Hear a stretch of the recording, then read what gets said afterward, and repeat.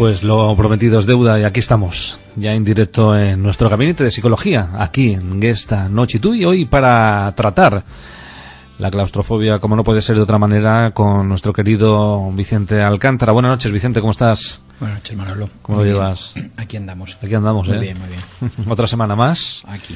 Y como decía al principio del programa, pues que estemos muchas semanas. Esto es como los cumpleaños, que si no los cumples es que no lo cuentas. Así es. O sea que estar una semana más quiere decir que estamos todavía por aquí, vivitos y coleando, y eso es buena señal. La verdad que la propuesta del programa para hoy, en el Gabinete de Psicología, ha sido la claustrofobia, que ya nos comentaste que eran muchas las personas que estaban interesadas en esta temática, pero claro, es pregunta de decir en toda entrevista como esta, de preguntar exactamente, ¿no? ¿Cuál es la definición? ¿Qué es la claustrofobia? Efectivamente, como has dicho, Manolo, ha sido un tema que ha tenido bastante demanda, y por eso al final decidí que creo que era conveniente que pudiéramos hablar de este tema tan común, pero en ocasiones tan desconocido. La claustrofobia es un trastorno de ansiedad en el que la persona sufre miedo a estar enclaustrado. Es una fobia a entrar o a permanecer en un lugar cerrado que la persona hace que piense que no va a poder salir. Por ejemplo, en un ascensor o en un autobús, en un avión. Este tipo de miedo no se debe a las características propias del espacio, por ejemplo, porque sea oscuro o porque sea pequeño, sino a los pensamientos irracionales que tiene la persona sobre ese espacio, sobre ese ambiente. ¿Qué ocurre? Que esos pensamientos irracionales le generan una sintomatología que, entre otras, puede ser aparición de sensación de asfixia por falta de aire, o sensación de no poder escapar del lugar donde está. Con lo cual es miedo a no poder salir o a estar encerrado en un espacio. ¿Qué causas, Vicente, son las que nos provocan esa claustrofobia? La claustrofobia suele aparecer si la persona ha tenido alguna experiencia poco agradable en un espacio pequeño, oscuro o que no le ha gustado. Esto hace que cuando la persona entra a ese tipo de lugar o de espacio, rememore la situación que ya ha vivido anteriormente, con lo cual le resulta desagradable una vez más. Entonces suele intentar evitar. Por ejemplo, es un caso muy típico el haberse quedado encerrado dentro de un ascensor. Es un caso muy, muy, muy común. Hay personas que sufren claustrofobia sin haber tenido un episodio desagradable en su vida, ni ninguna experiencia desagradable, sino que simplemente aparece la claustrofobia porque no les gusta estar en espacios que estén cerrados. En muchas ocasiones los pacientes muestran alteraciones cognitivas porque suelen, a la hora de calcular o valorar el espacio que tienen delante, es decir, cuando tienen que entrar a un espacio, antes de entrar lo calculan, lo evalúan, y siempre el resultado que obtienen es que el espacio donde van a entrar es mucho más pequeño de lo que es realmente. O sea, la valoración que hacen siempre no es real, es mucho más pequeña de lo que es. Es muy curioso. Es curioso, la verdad que sí, ¿no? Sí, porque sí, ya hacen como una prospección, ¿no? Exacto. Hay un condicionamiento, es decir, ellos, si tienen que entrar, hacen una evaluación del espacio, si es pequeño, ancho, estrecho, oscuro, el tipo de iluminación que tiene y tal, y siempre la valoración siempre es más pequeño de lo que ellos realmente ven. ¿Y cómo crees que afecta la claustrofobia a la vida doméstica? Depende mucho del tipo de paciente o de la persona que padezca claustrofobia. Según las investigaciones, afecta a 1 de cada 30 personas.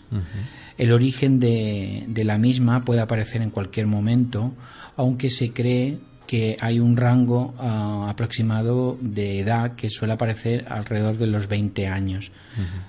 Son muchos los afectados, pero pocos los pacientes que solicitan ayuda a nivel profesional. En muchas ocasiones no piden ayuda porque ellos piensan que en un momento determinado pueden controlar la situación ellos solos, pero ese tipo de control que ellos creen establecer sobre la situación es evitar el sitio, es decir, piensan que lo pueden controlar solos. Pues si el incidente me sucedió en un ascensor, pues si evito los ascensores no me volverá a suceder. Entonces, claro, esto empieza a afectar a la vida diaria de la persona que está padeciendo claustrofobia.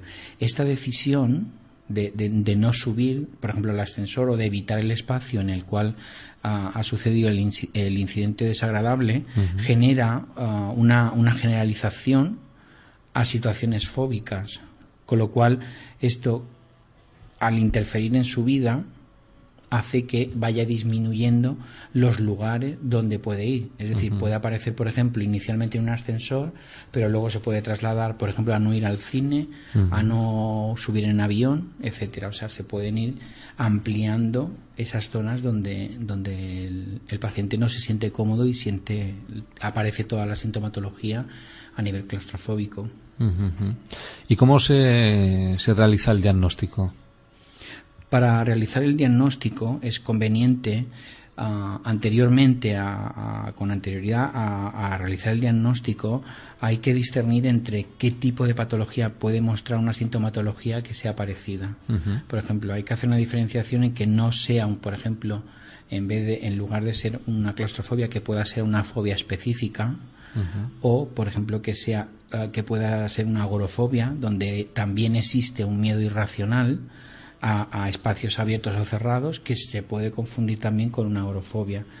Hay que tener en cuenta también diferenciarlo de que no sea un trastorno de ansiedad generalizado, donde en este caso aparecen niveles altos de ansiedad, igual que sucede en un trastorno agorafóbico. Y por último, también hay que diferenciarlo de un posible trastorno de estrés postraumático en el que ha existido una vivencia negativa previa. Entonces hay que diferenciarlo para no equivocarnos en el diagnóstico. ¿Cómo crees? Supongo que habrá gente, ¿no?, que se preguntará, ¿no?, cuál es la sintomatología, ¿no?, que provoca la claustrofobia, ¿no? Eso es, curiosamente, es una de las preguntas más frecuentes que suelen preguntar las personas que no padecen claustrofobia, o que en algún momento determinado han podido sentir algún indicio de que pueden padecer claustrofobia. Lo primero que te preguntan es qué sintomatología aparece. La sintomatología es de lo más variado, y lo primero que aparece es un aumento considerable de la actividad corporal y de los niveles de ansiedad, que son elevados. Hay un incremento del ritmo cardíaco y de la sudoración. Puede aparecer la sensación de falta de aire o incluso una hiperventilación, mareos. En muchos casos aparecen pensamientos catastróficos del tipo de no me voy a poder mover de aquí, no voy a poder salir de este espacio. Entonces realizan ese tipo de pensamiento que lo sacan de contexto. Hay un aumento en la conducta de evitación hacia los espacios cerrados. En el momento que ven que hay un espacio cerrado, como un autobús, por ejemplo un avión, un tren, espacios donde está el paciente encerrado y no puede salir por él mismo, un ascensor, analizan el lugar antes de entrar. Siempre antes de entrar al espacio cerrado, primero analizan el lugar donde van a entrar, y sobre todo una de las primeras conductas que realizan es buscar la salida más próxima. Es una cosa que es muy muy clara que suelen hacer este tipo de pacientes. Es muy común que se vaya generalizando la evitación a lugares que el paciente teme, porque puede pensar que en un momento determinado le puede aparecer la sintomatología, y como te he dicho anteriormente, puede ir pues eso, desde el ascensor, que es muy común el quedarse encerrado en un ascensor, autobuses, trenes, teatros, cines, espacios siempre que están cerrados y que el paciente piensa que no puede salir. Es curioso, ¿no?, esto que comentabas de que hay personas que notan, ¿no?, una sensación que puede dar lugar a pensar que pudieran estar padeciendo esa claustrofobia, ¿no? O sea que Exacto. En algún momento podría haber, ¿no?, un pequeño nivel, ¿no?, de claustrofobia, ¿no?, que a lo mejor no sea tan elevado, ¿no? Exacto, es que en muchos casos hay personas que tienen una pequeña sintomatología en situaciones que están encerrados, pero esa sintomatología la mantienen a raya, la gestionan bastante bien. Es verdad que aparece la sintomatología, pero como hacen un control de pensamiento, lo que hacen es que pueden soportar la situación, por ejemplo, de subir en un ascensor. No les gusta, les incomoda, puede aparecer una sintomatología pequeña, pero la gestión del pensamiento hace que la sintomatología se reduzca. Quizás que no desaparezca, pero sí que se reduzca. Con lo cual la persona puede perfectamente subir o bajar en un ascensor a pesar de que no le guste. Es curioso cómo la mente nos rige, ¿no? El pensamiento. Es decir, el pensamiento, ¿no? O sea, importante. Si somos capaces de controlar la emoción, podemos superarlo en un momento determinado. Se puede gestionarlo. Eso, exactamente, gestionarlo, ¿no? Es la palabra. ¿Qué tratamiento se aplica a este tipo de patología, Vicente? Hay 3 componentes que van unidos al trastorno claustrofóbico. Uno de ellos es el primero de ellos es la ansiedad elevada, la anticipación que realiza el paciente ante la exposición que puede hacer, y un miedo irracional y catastrófico que tiene sobre la situación. Esos son los 3 componentes básicos que van unidos a la claustrofobia. ¿Cómo se realiza la intervención? La intervención básicamente va dirigida a que el paciente aprenda a controlar la ansiedad que le genera la situación que le parece claustrofóbica, o que para él es claustrofóbica. El proceso es muy sencillo. Primero se puede comenzar realizando una exposición en imaginación, y posteriormente, cuando el paciente ya controla esta sensación de exposición en imaginación, se hacen exposiciones en vivo, en muchos casos incluso acompañando al paciente a que haga la exposición en vivo. Si no lo acompañamos nosotros, pues puede acompañarlo algún familiar, algún amigo o alguien conocido para que haga las exposiciones. Se le enseña a realizar una respiración diafragmática, que eso rebaja bastante los niveles de ansiedad. Se trabaja con el tema de la anticipación para que deje de anticiparse de una forma negativa ante la exposición que pueda tener ante el hecho o la situación claustrofóbica. Y sobre todo se trabaja con él para la eliminación del miedo. El miedo en muchos casos los paraliza. Se quedan paralizados y no se exponen, no lo hacen. Ahora estaba recordando una secuencia del Código Da Vinci en la que Tom Hanks va a entrar en el ascensor del museo del Louvre para bajar. No sé si has visto esa secuencia. No la he visto esa película. Y precisamente él vive una secuencia cuando es un niño en la que cae en un pozo, ¿vale? Y hasta que vienen a recogerlo del pozo, que saben que se ha caído tal y cual, pues él piensa que va a morir, en fin, que le va a pasar algo. Al final lo salvan, ¿no? Y en la secuencia pues se ve que va a entrar en el ascensor para bajar a la parte de abajo del museo, y es una sensación, lo que tú decías, ¿no? De no paso, no voy, pero al final entra y controla, ¿no? Un poco la situación. Exacto. Y consigue, ¿no? Salir del ascensor, pero es ese momento en el que tú mismo vives la angustia, ¿no? Del protagonista, porque te das cuenta en esa secuencia, que está bien explicado con gestos, la vivencia de claustrofobia que tiene. Ahí aparece ese personaje. El acontecimiento o la situación traumática que le generó cuando estuvo encerrado en el pozo. Ahí puede aparecer un trastorno de estrés postraumático en ese caso, con claustrofobia. Curioso, sí, la verdad que sí.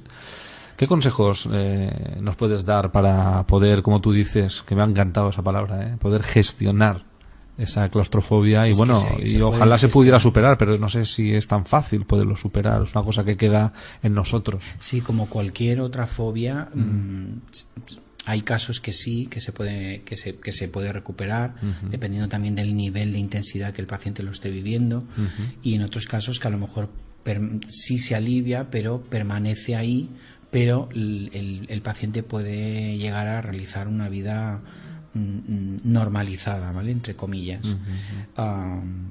¿Qué es lo que me has dicho antes que no me acuerdo? ¿Qué consejos nos das? No, es que te iba a perdona. decir otra cosa y he perdido el hilo. En relación a los consejos, cuando tú me dices, ¿se puede realmente resolver? Sí, dependiendo de la intensidad con que el paciente viva cada una de las situaciones, pero sí. Es importante y es muy, muy, muy básico en este nivel, sobre todo cuando se empieza la terapia, que el paciente tenga información que sea veraz, clara y que esté razonada. Si al paciente le das ese tipo de información, ya empezamos bastante bien y empieza a bajar bastante la sintomatología. Es conveniente, antes de entrar a un espacio cerrado, pararse y hacer, por ejemplo, una respiración profunda, siendo consciente de que se está haciendo ese tipo de respiración. Debe tener información por dónde va a poder salir, en el caso de que entre en una situación que él considera que puede ser temida por él. Entonces es importante que tenga ubicado las puertas de salida, que lleve anotado en la agenda, esto en muchos casos puede parecer una tontería, pero no lo es, el hecho de que en la agenda del teléfono o en la agenda de papel que lleve el paciente o la persona que sufre de claustrofobia, el teléfono de los bomberos y de urgencias. Solo este hecho de llevar eso en la agenda telefónica ya le genera sensación de tranquilidad, porque si por ejemplo hablamos de una claustrofobia en ascensores, el hecho de que sepa que tiene el teléfono de los bomberos, pues piensa, bueno, pues si me quedo encerrado, pues llamo a los bomberos y me rescatan. Esa sensación ya les genera tranquilidad y bastante sosiego. Para generar confianza al paciente es conveniente que vaya acompañado, si puede hacerlo, de un familiar o de algún amigo. Si se trata por ejemplo, de abrir una puerta o porque no se abre porque se queda cerrada, o en el caso de que en el habitáculo que se encuentre empiece a tener sensación de que tiene calor, de que no puede salir, en ese momento lo mejor es intentar gestionar la emoción y el pensamiento, y pensar, por ejemplo, en lo que va a hacer cuando la puerta se abra o cuando salga del ascensor. No prestar ni focalizar la atención a lo que está sucediendo, porque en ese momento está encerrado. Entonces, si presta atención a esa situación pensando que no va a poder, en este caso se generan los pensamientos catastróficos, entonces el paciente lo que hace es aumenta la sintomatología. Entonces lo mejor es intentar relajarse, intentar quedarse más tranquilo y pensar, bueno, vale, el ascensor se ha parado, estoy aquí, pero ahora cuando salga voy a hacer tal cosa o tal actividad o algo que sepa que le va a generar algún tipo de placer. Si va acompañado de alguien, o en el caso, por ejemplo, del ejemplo que estamos hablando todo el rato, que es el del ascensor, que es el más común, el ascensor se para y dentro hay alguna persona, aunque no sea conocida, pues entablar una conversación, ¿vale? Ponerse a hablar y distraer la atención. Y en el momento de que cuando la persona se sienta tenso porque está en un espacio cerrado, centrar los pensamientos siempre en situaciones que le generen sensación de bienestar. Sobre todo no focalizar la atención en lo que está sucediendo, sino en lo que va a suceder después, y que pueda ser, evidentemente, que sea algo favorable para el paciente. Pues bueno, hay que poder, como tú dices, gestionar todo este tipo de cosas, porque al final nos van a facilitar poder convivir un poco, ¿no?, con esa claustrofobia, ¿no? Porque, como tú bien dices, aunque es verdad que hay casos en los que se puede superar totalmente, a veces hay síntomas de este tipo que nos van acompañando durante toda la vida, porque bueno, somos así, ¿no? Estamos hechos cada uno de manera diferente y pues sentimos, ¿no? Vemos la vida de formas diferentes, y lo que a unos percibimos exactamente, lo que a unos les puede ser insignificante, para otros es todo un mundo, ¿no? Y entonces hay que intentar poderlo superar. La claustrofobia, una cosa que ciertamente nos ocurre y que posiblemente hay muchas personas que nos están escuchando y que se dan cuenta de que, o bien por esa persona mismo o por alguna otra con la que ha podido vivir un momento puntual, y ahora se da cuenta de que lo que estaba ocurriendo era precisamente esta claustrofobia, ¿no? Esta forma de no poder estar en sitios cerrados, ¿no? O poder sentir que no podemos movernos, o que estamos atrapados en algo que a lo mejor simplemente es una percepción y no está ocurriendo de esa manera, ¿no? Pero bueno, son de esas cosas que van sucediendo en el día a día y que gracias a ti, Vicente, pues vamos un poco viendo la luz, ¿no? Aliviando Para esas diferentes cosas la que sintomatología, saber qué nos pasa, ¿no? Qué pasa por nuestras mentes, y nuestra mente al final gestiona nuestro cuerpo, y si no tenemos estabilidad emocional, pues se dispara todo. Además, yo siempre lo digo a mis pacientes, que si tenemos ausencia de miedo, podemos ser muy felices, pero tiene que desaparecer el miedo. El miedo, muchas cosas nos paraliza. Me gusta la frase. Va a ser la frase para hoy, que con ausencia de miedo, ¿me has dicho? Si hay ausencia de miedo, podemos ser felices. Si ausencia de miedo, podemos ser felices. El miedo nos paraliza. Me gusta la frase esta que nos ha dicho Vicente.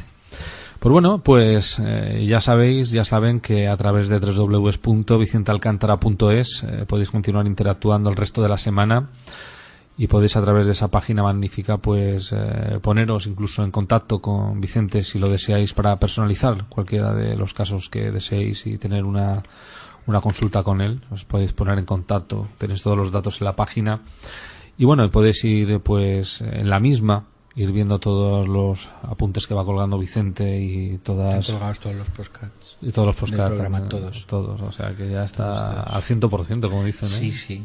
Hay algunos que me sorprenden. Si alguna vez tienes ocasión o tiempo, métete y verás, porque hay algunos que tienen un montón de visitas. Ajá. Creo que el de ansiedad me parece que tiene como 1500 visitas. Joder. Es una pasada, sí. El otro día lo vi y dije, qué barbaridad. Sí. Hay efectivamente algunos temas que son de más interés, y sobre todo porque es lo que decimos siempre, Vicente, vivimos deprisa, y esas prisas a veces no son buenas, y tenemos que pagar de forma más cara que lo que supone el dinero, porque es la salud, y eso pues no tiene precio. Es cierto. Y es así. ¿Para la próxima semana nos adelantas algo? Sí, para la semana que viene estoy en ello, estoy preparándolo, estoy leyendo y buscando información, porque es un tema muy curioso. Ajá. Y que la verdad es que hay poca cosa publicada. Y vamos a hablar del síndrome de acumulación de animales, o síndrome de Noé. Síndrome de Noé. Es bastante similar a un síndrome de Diógenes. Lo que pasa es que la acumulación, en este caso, es de animales, y casi siempre suelen ser perros o gatos, sobre todo gatos. Bueno, con la aclaración esta que has dicho del síndrome de Noé, yo creo que casi todo el mundo ya se ha hecho un poco una referencia, ¿no?, de lo que es que se trata. Por lo que llevo hasta ahora leído y tal, me está sorprendiendo el tema. Es un tema que yo no había tratado nunca. Y para preparar el programa estoy documentándome, y me está sorprendiendo muchísimo, es increíble. Me parece una pasada. Pues bueno, pues la próxima semana aquí estaremos. Aquí estaremos con esta temática, ¿no? Diferente sin duda, ¿eh? Sí, totalmente. Sin duda, que es la acumulación. Síndrome de acumulación de animales, o síndrome de Noé. Es más conocido por síndrome de Noé. Síndrome de Noé. Qué interesante, la verdad que sí. Nos ha sorprendido. Pues nada, pues entonces emplazarte, Vicente, para encontrarnos el próximo jueves. Aquí estaré. En esta cita aquí a través de Esta Noche y Tú, y desearte que tengas una feliz semana.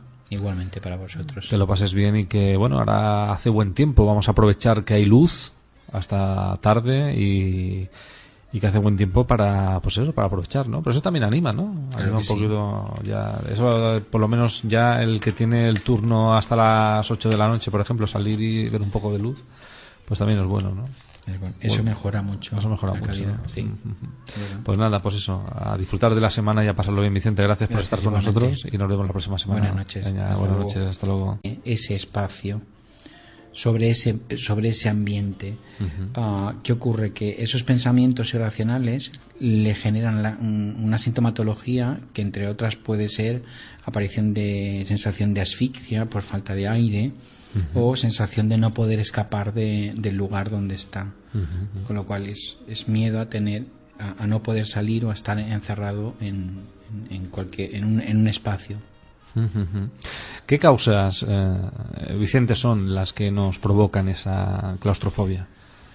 La claustrofobia suele aparecer si la persona ha tenido alguna experiencia poco agradable en un espacio pequeño, oscuro, o que no le ha gustado. Esto hace que cuando la persona entra a ese tipo de lugar o de espacio, rememore la situación que ya ha vivido anteriormente, con lo cual le resulta desagradable una vez más. Entonces suele intentar evitar. Por ejemplo, es un caso muy típico el haberse quedado encerrado dentro de un ascensor. Es un caso muy común. Hay personas que sufren claustrofobia sin haber tenido un episodio desagradable en su vida ni ninguna experiencia desagradable, sino que simplemente aparece la claustrofobia porque no les gusta estar en espacios que estén cerrados. En muchas ocasiones los pacientes muestran alteraciones cognitivas porque suelen a la hora de calcular o valorar el espacio que tienen delante. Es decir, cuando tienen que entrar a un espacio, antes de entrar lo calculan, lo evalúan y siempre el resultado que obtienen es que el espacio donde van a entrar es mucho más pequeño de lo que es realmente. O sea, la valoración que hacen siempre...